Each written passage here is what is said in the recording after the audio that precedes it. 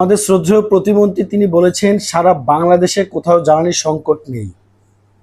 আমি তার কথা মাইনে নিলাম, জ্বালানির সংকট নাই। তাহলে সারা বাংলাদেশে পাম্পগুলোতে যে সিরিয়াল, এগুলো কিসের সিরিয়াল? ধরে নিলাম এগুলা বেহুদা মানুষের বেহুদা সময় অপচয়।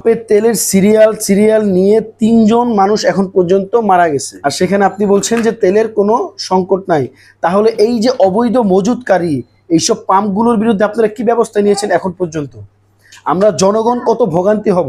আমরা সরকারের কাছেই তো আশা করি যে আপনারা কোনো না কোনো ব্যবস্থা অবশ্যই নেবেন, কিন্তু প্রতিটা তেলের পাম্পে হয়তো পাম্প বন্ধ করে রাখছে, অবৈধ মজুদ বাহিরের তেল বিক্রি করতেছে, বোতলে করে করে আপনার ওই ড্রামে করে করে তেলগুলো বিক্রি করতেছে। অথচ আপনারা হাজার হাজার ভিডিও ইন্টারনেটে পড়ে আছে, অথচ আপনারা কি ব্যবস্থা নিচ্ছেন প্রতিটা পাম্পের মালিকদের উপর? প্রতিটা জনগণ রাস্তায় সিরিয়াল ধরে দাঁড়িয়েছে, কারো কোম্পানি বন্ধ হয়ে যাওয়ার পালা, কারো কর্মক্ষেত্রে যাওয়ার পালা, কারো গাড়ি বন্ধ হয়ে যাওয়ার পালা। ইভেন সব জায়গায় এই তেলের জন্য মানুষ অতিরিক্ত খরচ করতেছে। তো সরকার আমাদের জন্য এই কি ব্যবস্থা করবে? আমরা যে আপনাদের কাছ থেকে কিছু একটা আশা করব। আপনারা কয়টা পাম্পকে এখন পর্যন্ত জরিমানা করছেন? কয়টা মালিকের বিরুদ্ধে অ্যাকশনে গেছেন? এটা তো আমাদের তো ক্ষমতা নাই, এটার ক্ষমতা তো সর্বোপরি সরকারের। তো আপনাদের তো এই পরিবর্তে ব্যবস্থা নেওয়া উচিত ছিল।